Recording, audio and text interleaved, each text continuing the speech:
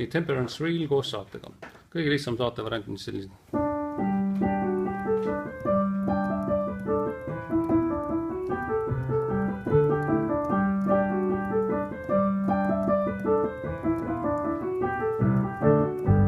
Ja siis kvindid. No, sellest veel lihtsam on.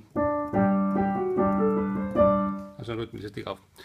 Nüüd, kes soovib natukene tõsisemalt asju ette võtta, siis võite võtta siis nagu laias seades akordid.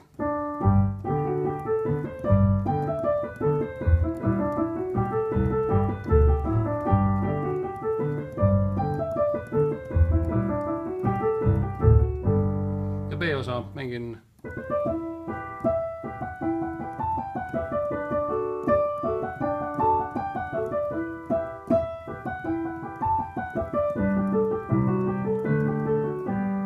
selline on siis B-osa harmoonia, ma korra mängin B-osa veel.